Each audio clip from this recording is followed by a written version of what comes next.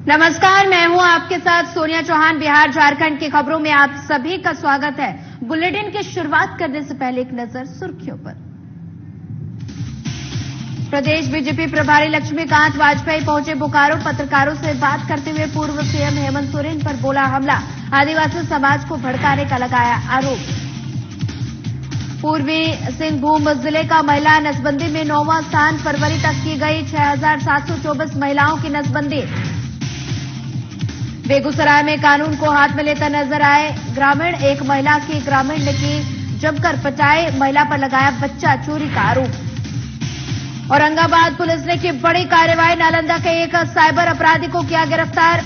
उद्योग के नाम पर किया था 63,050 रुपए का ऑनलाइन फ्रॉड। 11 अप्रैल को मनाया जाएगा आदिवासी समाज का महापर्व सरहुल। राज्य में निकाली जाएगी विशाल शोभा यात्रा। चलिए रुक करते हैं खबरों की ओर। एक दिवसीय दौरे पर बोकारो पहुंचे झारखंड प्रदेश बीजेपी प्रभारी लक्ष्मीकांत वाजपेयी ने पत्रकारों से बातचीत करते हुए राज्य के पूर्व मुख्यमंत्री हेमंत सोरेन पर हमला किया। साथ ही उन्होंने कहा कि हेमंत सोरेन आदिवासी का मुखौटा पहनकर आदिवासी समाज को भड़काने का काम कर रहे हैं। और साथ ही उन्होंने कहा कि हेमंत सोरेन के पूर्व प्रेस सलाहकार पिंटू ने सभी राज खोल दिए हैं। ऐसे में हम पूछना चाहते हैं कि हेमंत सोरेन के अलावा क्या दूसरा आदिवासी भी इस मामले में दोषी है? हेमंत सोरेन ने आदिवासी के नाम पर आदिवासियों को ठगने का काम किया है और अब सब कुछ सामने है कि हेमंत सोरेन आदिवासियों का भला नहीं कर सकते। भ्रष्टाचार करने का मौका मिलता। बड़ी विनम्रता पूर्वक मैं एक बात आप लोगों के माध्यम से इस प्रदेश की जनता तक पहुंचाना चाहता हूं। आदिवासी बहुल राज्य है, आदिवासी ईमानदार समाज है, इसमें कोई संदेह नहीं है। लेकिन एक व्यक्ति ने आदिवासी समुदाय के नाम को बदनाम किया है। हेमंत सोरेन ने आदिवासी हूं इस आधार पर अब आदिवासी मुखौटा पहनकर बचने का प्रयास कर रहे हैं, समाज को उकसाने का प्रयास कर रहे हैं। लेकिन क्या बताएंगे हेमंत सोरेन जी? अब तो आज पिंटू ने खोल ही लिया सारा राज। उनकी भ्रष्टाचार की जो श्रृंखला है, सूची है, उसमें कोई और आदिवासी भी है क्या? वो मेरी बात को प्रमाणित करता है कि आदिवासी समाज ईमानदार है, आदिवासी समाज राष्ट्रभक्त है, आदिवासी समाज बेईमान नहीं है। हेमंत सोरेन बेईमान है और अगर वो आज आदिवासी समाज का मुखौटा पहन के बचने का प्रयास कर रहे हैं तो ये आदिवासी समाज के साथ। आदिवासी समाज का महापर्व सरहुल आने वाला है। सरहुल पर्व के बात की जाए तो ये झारखंड समेत आदिवासी बहुल राज्यों का सबसे बड़ा आदिवासी पर्व माना जाता है और सरहुल का पर्व झारखंड, ओडिशा और छत्तीसगढ़ के आदिवासी इलाकों में मनाया जाता है। सरहुल का पर्व कब से मनाया जा रहा है और इसके पीछे पौराणिक मान्यता क्या है, इसी को लेकर हमारे संवाददाता आशीष प्रसाद को आदिवासी नेता अंतु तिर्की ने जानकारी दी। देखिए। आदिवासियों का महापर्व सरहुल आने वाला है।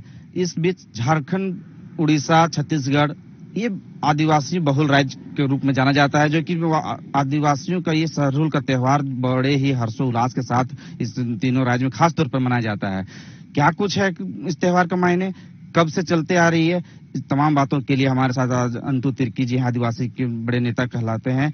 ज्यादा जानकारी के लिए सीधे हम बात करेंगे। देखिए, सरहुल का त्योहार हम आदिवासियों का सबसे बड़ा महान त्योहार होता है और इस त्योहार का हम सबसे पहले आप लोगों को बहुत बहुत बधाई और शुभकामनाएं देते हैं। और आपके चैनल के माध्यम से हम पूरे देशवासियों को, पूरे झारखंड वासियों को, पूरा सभी लोगों को हम अपनी ओर से बहुत बहुत बधाई और बहुत बहुत शुभकामनाएं देते हैं कि ये जो त्योहार होता है हम आदिवासियों का सबसे महान त्योहार है।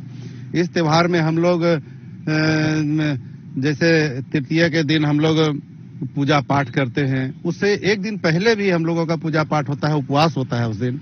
और उपवास के दिन हम लोग खकड़ा मछली पकड़ने का काम करते हैं और केकड़ा जो होता है उसका भी हम लोग पूजा करते हैं। और जो पूजा पाठ में हम लोगों का जैसे नया साल चढ़ता है, फागुन के बाद में नया साल चढ़ता है, नया साल में जब तक हम लोग सरहुल का पूजा नहीं करेंगे, कोई नया फूल, नया फल का उपयोग नहीं करेंगे, यहाँ तक कि नया पत्ता का भी उपयोग हम लोग नहीं करते हैं जब तक हम लोग सरहुल पूजा नहीं करेंगे तब तक। और ये सरहुल का त्योहार सभी लोग मनाते हैं आदिवासी लोग तो पूजा करते ही हैं, लेकिन त्योहार में सभी लोग शरीक होते हैं। सभी लोगों को हम लोग आमंत्रित भी करते हैं कि सभी लोग आए और इस सरहुल का त्योहार में सभी लोग भागीदारी निभाएं। तो हम लोग करते हैं यहाँ, ये हमारा जो सरना स्थल है, ये मोराबादी का सरना स्थल है। यहाँ हमारा मुख्य पाहन यहाँ पूजा करेगा। उससे पहले हम लोग सब घर घर में अपने अपने घरों में सभी लोग पूजा करते हैं। पूजा करने के बाद सभी लोग यहाँ सरहुल स्थल जो हमारा सरना स्थल है, ये सरना स्थल में आएंगे और सभी लोग सामूहिक पूजा फिर करेंगे पाहन के नेतृत्व में। को ही शोभा यात्रा निकलता है जो कि 11 अप्रैल को हो रहा है। 11 अप्रैल को हम लोग सभी लोग भाई बहन बाल बच्चा बूढ़े बुजुर्ग सभी लोग हम लोग नाचते गाते, एक पारंपरिक नृत्य होता है, पारंपरिक नृत्य, पारंपरिक वेशभूषा, पारंपरिक वाद्य यंत्रों के साथ हम लोग सभी लोग जाते हैं। और यहाँ से हम लोग जुलूस के शक्ल में, शोभा यात्रा के शक्ल में सिरम टोली केंद्रीय स्थल है, वहाँ सभी लोगों का जुटान होता है। वहाँ सभी लोग जाके वहाँ पूजा अर्चना करते हैं। वहाँ का जो पूजा स्थल है, उस पूजा स्थल में सभी लोग अपने अपने पूजा करके निकलते हैं। कोई 12 बजे पहुंचते हैं, कोई 2 बजे पहुंचते हैं, कोई 1 बजे पहुंचते हैं। करते करते रात 10-11 बजे तक वहाँ शोभा यात्रा जुलूस पहुंचते रहता है और सभी लोग अपने अपने हिसाब से पूजा करके और उसके बाद में फिर अपने गंतव्य की ओर वापस लौटते हैं। तो ये जो त्योहार है, ये त्योहार वर्षों से, बहुत समय से होता आ रहा है। हम लोग जब से जन्म लिए तब से हम लोग जानते हैं कि ये त्योहार माने वर्षों बरस तक, हजारों साल से ये पूजा होता रहा है। तो सभी जगह का अलग अलग मौजा, अपना अलग अलग गांव होता है। अपने गांव में, अपने मौजा में वहाँ के जो पहान होते हैं, वहाँ के पहान अपने मौजा में पूजा करते हैं। ये पहान जो होता है, जैसे हम लोग मोराबादी किए हुए, ये मोराबादी के पहान दूसरे जगह बरियातू में जाके पूजा नहीं कर सकते हैं। बरियातू के पहान जो है यहाँ मोराबादी में भी नहीं कर सकते हैं, ना बड़गाई में करेंगे, ना हतमा में करेंगे, या करमटोली में कहीं दूसरे जगह का पहान दूसरे जगह नहीं करते हैं। अपना ही जगह में एक पहान का वही दायित्व होता है कि वहाँ अपने इलाका में ही पूजा कर पाते हैं। इसमें भी दादा कहीं कहीं ये भी देखा जाता है गांव घर में कि अलग अलग दिन भी पूजा, सरहुल का पूजा मनाया जाता है। इसका क्या मायने है? आज जैसे कि 11 तारीख को यहाँ पे रांची में होने वाला है, कहीं पे पता चलता है कि बाद में होता है कभी, इसका क्या कुछ है? हाँ, ऐसा होता है कि जैसे ही फागुन का महीना खत्म होता है, फगुआ कटता है, जो होली होता है, होली खेलने के बाद से उसके दूसरे दिन से ही बहुत जगह होने लगता है। जैसे खुट्टी की तरफ आप देखेंगे या और जगह भी देखेंगे तो उसके बाद से अलग अलग होता है। सामूहिक एक ही दिन में सब जगह नहीं होता है। जैसे इस गांव में आज हुआ तो दूसरे दिन दूसरे गांव में होता है, तीसरे दिन तीसरे गांव में होता है, अलग अलग जगह में होता है। ऐसा भी सरहुल होता है। लेकिन यहाँ जो राजधानी रांची का जो परंपरा चला हुआ है कि यहाँ सभी लोग एक साथ करते हैं। किसी किसी एक आध जगह में है जो थोड़ा 1-2 दिन पहले भी कर लेते हैं, लेकिन सभी लोग यहाँ एक ही दिन करता है जो 11 अप्रैल को होना है, वो सभी लोग उसी दिन पूजा करेंगे। खासकर राजधानी रांची की बात है और एक ही दिन पूजा होता है और पूजा के दिन ही यहाँ से पूजा अर्चना करने के बाद लोग शोभा यात्रा में शामिल होते हैं सभी लोग। तो अभी जैसे 11 तारीख को हम लोगों का है, उसके बाद भी कहीं कहीं होता है, लेकिन रांची के हम बता रहे हैं कि रांची में ऐसा होता है। तो ये जो जुलूस है, ये जुलूस हमारे जो पूर्वज लोग हैं, हमारे बहुत बुद्धिजीवी लोग थे, रामदयाल मुंडा जी हुए, हमारे कार्तिक उरांव जी हुए, ऐसे लोग यहाँ जो जुलूस और शोभा यात्रा का शुरुआत इन लोगों के द्वारा किया गया। लेकिन पूजा अर्चना तो बरसों मुर्गे की बलि दी जाती है, मुर्गे की बलि दी जाती है। और हम लोगों का जो परंपरा है, जो चावल से बना हुआ जो पेय पदार्थ है, उसका तपावन चढ़ता है, जिसको हम लोग हड़िया बोलते हैं, उसका तपावन चलता है, उसका भी पूजा होता है और मुर्गा के साथ वो भी पूजा होता है। और साथ में जब मुर्गा के बलि चढ़ने के बाद उसका बनता है, जिसको हम लोग कहते हैं सुड़ी भात कहते हैं, जिसमें मुर्गा और चावल को मिला के किया जाता है, जिसको बहुत लोग जैसे अभी आधुनिक युग में उसको बिरयानी कहते हैं, कोई खिचड़ी कह दे। तो इस तरह से वो जो सुड़ी बनता है, सुड़ी का बनता है, उसका पूजा होता है और उसके बाद में उसको वितरण किया जाता है जितने लोग यहाँ पर उपस्थित होते हैं। हमारे मोराबादी गांव में, मौजा में, यहाँ 7 टोला है, 7 गो गांव है। जैसे यहाँ मोराबादी हो गया, सिंधवा टोली हो गया, तेतर टोली हो गया, बनिया टोली हो गया, खिजुरिया टोली हो गया, इस तरह से देशवाली टोली हो गया, नया टोली हो गया। इस तरह से 7 गो टोला यहाँ है। सभी जगह के लोग यहाँ आते हैं, बड़े बुजुर्ग आते हैं, जवान आते हैं, सभी लोग आके एक साथ पूजा अर्चना करने के बाद जो प्रसाद वितरण होता है पहान के द्वारा, पूजा होता है, उस प्रसाद को ग्रहण करते हैं। उसके बाद यहाँ से सब कुछ नाच गान करते हुए फिर हम लोग यहाँ से निकलते हैं। तो इसीलिए हम आह्वान करते हैं और सभी लोगों को बधाई भी देते हैं। यहाँ चाहे वो आदिवासी हो, गैर आदिवासी हैं, यहाँ के मूलवासी हैं, चाहे बाहर से आके यहाँ रहने वाले हैं, सभी लोगों को हम अपनी ओर से सरहुल महापर्व की सभी लोगों को बहुत बहुत बधाई देते हैं, शुभकामनाएं देते हैं और सभी लोगों से आह्वान भी करते हैं कि इस महान त्योहार में सभी लोग आए, सभी लोग शरीक हों, सभी लोग शोभा यात्रा में शामिल होकर यहाँ के आदिवासियों के जो नाच गान है, यहाँ के जो रीति रिवाजें हैं, के जो परंपरा है, इस सभी चीजों से अवगत हो, सभी लोग जाने और इसका आनंद भी उठाएं, नाच गान करें हमारे साथ। तो सभी लोग नाच गान करते हुए आनंद उठाएं, ये हम सभी लोगों से अपील भी करते हैं। ये थे हमारे साथ अंतु तिर्की जी, जो कि आदिवासी नेता हैं, जो कि सरहुल महापर्व को लेकर आदिवासियों का जो महापर्व है उसके बारे में तमाम जानकारी दी कि क्या कुछ है पूजा का विधि विधान, कब है सरहुल 2024 का और कितने जब शोभा यात्रा निकाली जाती है कितने हर्षोल्लास के साथ यानी कि राज्य में निकाली जाती है, कितने उत्साह होती है, इन तमाम बातों के साथ इन्होंने बताया। अब आज देखने वाली बात हुई कितना बेहतर तरीके से लोग इसका एंजॉय करते हैं और कितना बेहतर हो पाता है। ये सहयोगी पंकज के साथ आशीष प्रसाद, साधना न्यूज, रांची। महिला नसबंदी में पूर्वी सिंहभूम जिले में 9वां स्थान पर है और फरवरी तक 6,724 महिलाएं नसबंदी उनकी की गई है और इसी को लेकर अपर मुख्यालय चिकित्सा पदाधिकारी डॉक्टर जागेश्वर प्रसाद ने कहा कि महिला नसबंदी को लेकर लगातार हम लोग जागरूक कर रहे हैं। परिवार नियोजन कैंप, नुक्कड़ नाटक, बैनर, पोस्टर, ट्रेनिंग देकर लोगों के बीच जागरूक कर रहे हैं और साथ ही बता दें महिलाओं की ज्यादा से ज्यादा नसबंदी की जा सके ताकि छोटा परिवार सुखी परिवार कहलाए। बंध्याकरण में हम लोग बहुत अच्छी स्थिति में हैं। इस बार जो हम लोग पूरे जो कैंप वहां ऑर्गेनाइज किए हैं पूरे जिले में, तो महिला बंध्याकरण में हम लोग अभी तक 6,724 इतना हम लोग बंध्याकरण किए हुए और स्टेट में भी हम लोग का पोजीशन जो है वो बहुत अच्छा है। पिछला जो हम लोग जो रिपोर्ट अभी आया था तो उसमें हम लोग 9वें पोजीशन में, 24 जिला में 9वें पोजीशन में। अच्छा, पुरुष नसबंदी जो है उसमें हम लोग का बहुत अच्छा नहीं है, 32 है, 32 है। आईयूसीडी जो है उसमें 1419 है। पीपीआईयूसीडी में 11,522 है। अंतरा जो है उसमें 7,250 है और ओरल पिल्स और कंडोम इसका डिस्ट्रीब्यूशन भी अच्छा है।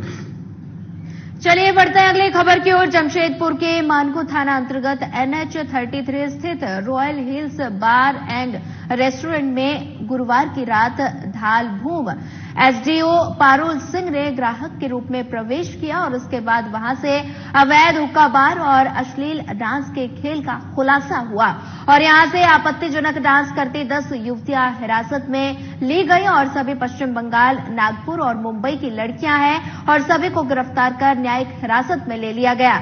बता दें कि एसडीओ पारुल सिंह ने बताया कि बेहद ही गोपनीय तरीके से यहां अवैध हुक्का बार और डांस बार चल रहा था और इसकी सूचना मिलने पर अपने गोपनीय शाखा के पदाधिकारियों के साथ यहां ग्राहक बनकर प्रवेश किया। प्रवेश करते ही इस अवैध अनैतिक कार्य का खुलासा हुआ। फिलहाल मालिक को ट्रैक किया जा रहा है और उसके खिलाफ कार्रवाई की तैयारी की जा रही है और यहां से करीब 400 बोतल शराब, वॉकी टॉकी, लैपटॉप और कंप्यूटर बरामद किए गए। फिलहाल सभी पहलुओं की जांच की जा रही है।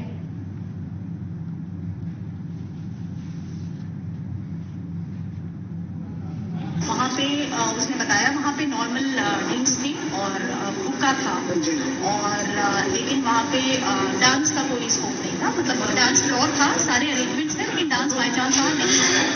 हम लोगों ने जब पता किया तो उसने बताया सिंगर नहीं है इसमें डांस, तो हम लोगों को लगा कि ठीक है मतलब नॉर्मल ही है।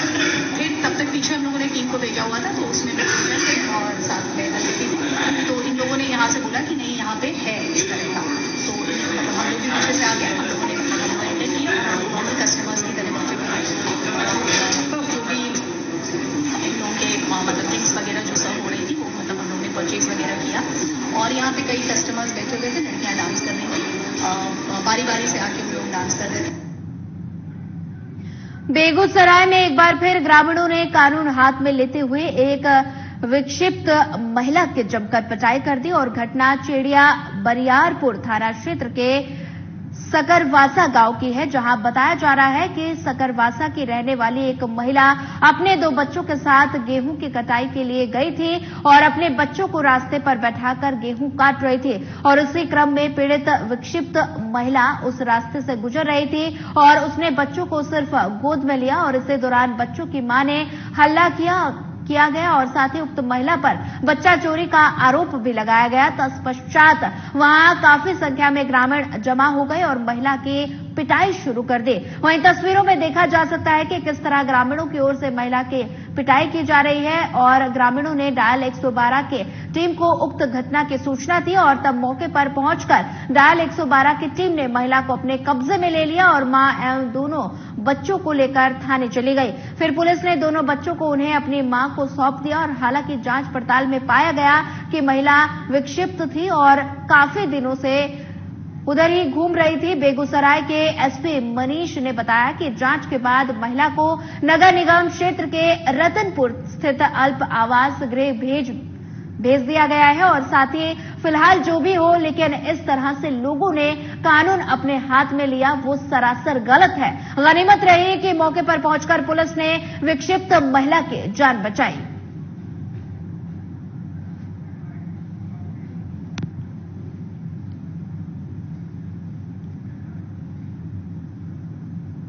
चलिए बढ़ते हैं अगली खबर की ओर। औरंगाबाद पुलिस ने बिहार के नालंदा जिले के एक साइबर अपराधी को गिरफ्तार किया और पकड़े गए अपराधी की पहचान नालंदा जिले के छड़ी गांव निवासी राहुल रंजन भारती के रूप में की गई। ये औरंगाबाद, गया और दरभंगा में संदिग्ध पाया गया। आपको बता दें कि ये मामला औरंगाबाद जिले के नगर थाना क्षेत्र के अंतर्गत का है, जहां बता दें कि बैंक खाते से 63,050 रुपए ऑनलाइन फ्रॉड कर लिया गया था।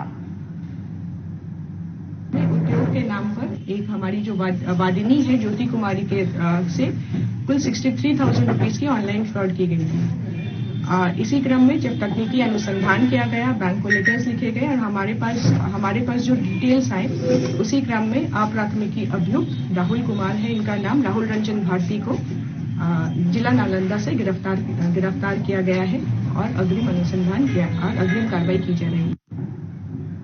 नवरात्रि की तरह छठ पूजा भी साल में 2 बार मनाई जाती है, एक चैत्र माह में और दूसरा कार्तिक माह में। छठ पूजा व्रत सभी व्रत त्योहारों में कठिन है और छठ पूजा का पर्व बहुत ही पवित्र और पावन होता है। छठ पूजा में शुद्धता का विशेष ध्यान रखा जाता है और इस पर्व में महिलाएं अपने बेटे और पति की दीर्घायु की कामना के लिए छठ पूजा का व्रत रखती हैं और छठ पूजा का पर्व बड़े ही श्रद्धा और विश्वास के साथ रखा जाता है। छठ पर छठी मैया की पूजा की जाती है और भगवान सूर्य देव को अर्घ्य दिया जाता है। आइए जानते हैं नहाए खाए कब है, पूजा विधि और इसका महत्व क्या है। हमारे संवाददाता आशीष प्रसाद से बातचीत के बाबा रामदेव ने। नवरात्रि की तरह छठ पूजा का त्यौहार भी साल में 2 बार मनाया जाता है। इस बार भी चैत्र मास का छठ पूजा होना है, क्योंकि बड़े ही हर्षोल्लास के साथ मनाने वाला त्यौहार है। 4 दिन तक चलने वाली त्यौहार है। कब है छठ पूजा, क्या है पूजा का विधि विधान, आज हमारे साथ बाबा रामदेव जी हैं, जिनसे पूरा जानकारी लेंगे कि पूजा इतनी कठिन छठ पूजा, जो कि और भी त्योहारों में से एक कठिन पूजा माना जाता है, कठिन व्रतियों के लिए कठिन रूप से पूजा अर्चना की जाती है। अधिक जानकारी के लिए हम बाबा से जानकारी लेंगे। देखिए, छठ पूजा जो है वह सूर्य का पूजा है। सूर्य जो है वह प्रत्यक्ष देवता है। कृष्ण ने भी कहा कि प्रत्यक्ष देवताओं की पूजा करनी चाहिए। तो प्रत्यक्ष देवता में भगवान श्री सूर्य भगवान है और सूर्य भगवान की आराधना जो है वह छठ के रूप में विशेष तौर से बिहार, झारखंड, हिंदी पट्टियों में होता है।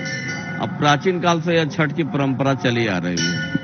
तो जो प्राचीन काल से छठ की परंपरा चली आ रही, तो 2 अयन हमारे यहाँ, उत्तरायण होता है और दक्षिणायन होता है। तो उत्तरायण में जो होता है वह यह छठ पूजा है। उत्तरायण का छठ पूजा जो है वो बसंत ऋतु में चैत्र मास में होता है और दक्षिणायन का जो छठ पूजा है वह कार्तिक महीने में होता है। 4 दिन तक चलने वाला व्रत है यह। और नवरात्र जो होता है, इसी नवरात्र का भी व्रत है। ज्यादा महत्व है कि इसमें नवरात्र भी होता है, राम जी का जन्म भी इसी में होता है और हिंदू नववर्ष का प्रारंभ भी होता है। तो हिंदू नववर्ष का प्रारंभ जो है इस बार 9 तारीख को है और हिंदू नववर्ष संवत 2081 होगा, तो 81 जो संवत होगा उसके राजा जो होंगे वो शनि होंगे, क्योंकि हर संवत का राजा हुआ करता है।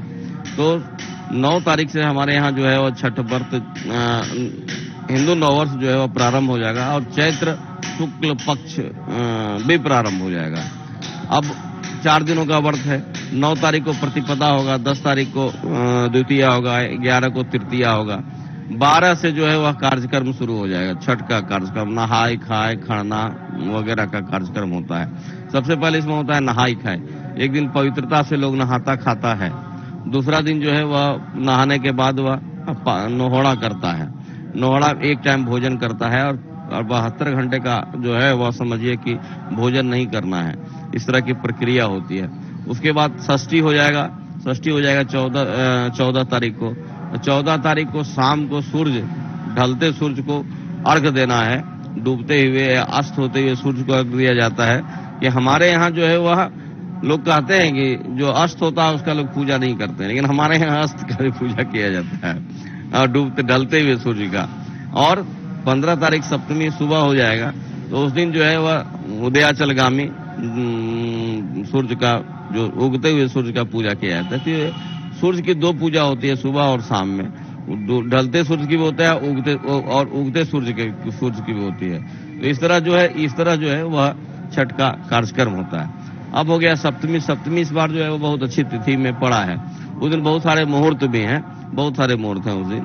तो सप्तमी के सुबह में भगवान सूर्य को अर्घ देने के बाद जो प्रवृत्ति होती है वह छठ का पालन करती है। बाबा, छठ पूजा बहुत सारे लोग करना चाहते हैं, लेकिन बोलते हैं कि पूजा का कितना खर्च होगा, क्या अभाव, उसको लेकर क्या लोग यानी कि छठ पूजा से कर भी जाते हैं। देखिए पूजा में कोई खर्च वगैरह की बातें नहीं होती है। खर्च जो है ना वो भव्यता में लोग करते हैं, भव्यता को दिखाने के लिए। भगवान ने कहा पत्रम पुष्पम फलम तोयम यो में भक्ता प्रेक्षति। मूल पूजा करने वाली जो देवी हैं, वो मूल पूजा करने वाली जो देवी हैं वह सुकन्या है। और सुकन्या के उस काल में, जब आप समझे कि प्राचीन काल में जब सूर्य का पूजा किया जा रहा था तो क्या होता होगा। आप पत्रम पुष्पम फलम तोयम और श्रद्धा भक्ति के साथ पूजा करें। खर्चा करना है तो बहुत खर्चा कर सकते हैं, दिखावा करना है तो बहुत जिसको दिखावा करना है, बड़े बड़े राजा तो तालाब बना सकते हैं अपना, ठीक है। और कोई गरीब जो है वो जाकर के किसी नदी नाले में सूर्य की पूजा कर सकता है, क्योंकि जल में जाकर के पूजा करना होता है, तो उसकी अपनी श्रद्धा है। लेकिन व्रत को, यज्ञ को जो है वो दिखावा नहीं करना चाहिए। इसमें जो है वैभव का प्रदर्शन नहीं करना चाहिए। दान करना चाहिए, आप जरूर करें, लेकिन वो आपके क्षमता के अनुसार ही कार्य करना चाहिए। और इसमें पूजा जो मिलता है आपको, पत्रम पुष्पम फलम तोयम, भगवान को क्या पसंद है, भगवान को पसंद है पान का पत्ता पसंद है, उड़ूल का फूल पसंद है, लवंग पसंद है, तो ये फल से भी जो है यह जो पूजा होता है, खास करके चैत्र के वह फल से पूजा विशेष करके लोग करते हैं। चूंकि अभी गर्मी बहुत ज्यादा रहती है, इसलिए ये पूजा थोड़ा कम संख्या में कम होता है। कार्तिक में ज्यादा भीड़ होता है, क्योंकि उसमें मौसम थोड़ा सा प्रवृत्ति के अनुकूल ठंडक होती है। तो जो आपके पास श्रद्धा और भक्ति है, उसी श्रद्धा भक्ति से आप पूजा करें। पैसे का कोई महत्व कहीं नहीं रखता है। कितना कठिन होता है बाबा छठ पूजा के त्योहार में? देखिए, छठ पूजा का एक ऐसा त्योहार है जिसमें बहुत काफी शुद्धता बरती जाती है। बहुत एक एक चीज को धोया जाता है, एक एक चीज को पूछा जाता है, एक एक चीज पर बहुत समय लगाया जाता है। और तो इसलिए जो है वह बहुत कठिन है। और 72 घंटे का अभी आपका डिग्री चल रहा है। मान लीजिए कि आज की तारीख में अगर होगा तो 39-40 डिग्री होगा अधिकतम तापमान, बढ़ते रहता है। उदराची की बात मैं कर रहा हूँ। अगर और जगह पलामू वगैरह में ज्यादा तापमान है, जमशेदपुर वगैरह में ज्यादा तापमान है, तो उस तापमान के अनुसार 72 घंटे तक वो लोग भोजन नहीं करेगा तो इसकी स्थिति क्या होगी। लेकिन ऐसा नहीं है, वह एक वैज्ञानिक कारण है कि जब हम 72 घंटे का उपवास करते हैं तो बल मुझे अंदर से प्राप्त होती है। एक दूसरा है कि हमारे शरीर में जो जर्म होते हैं, वो जर्म, बहुत सारे जर्म जो है इस उपवास से मर जाया करते हैं। हमारे यहाँ यह परंपरा थी प्रारंभिक काल से कि हम लोग महीने में उपवास करें, एक लॉन्ग टर्म का उपवास करें 72 घंटे का। 72 घंटे का उपवास जो है केवल छठ में ही होता है, दोनों छठ में। उससे जो है वह रोग विनाशक शक्ति हमें पैदा होता था।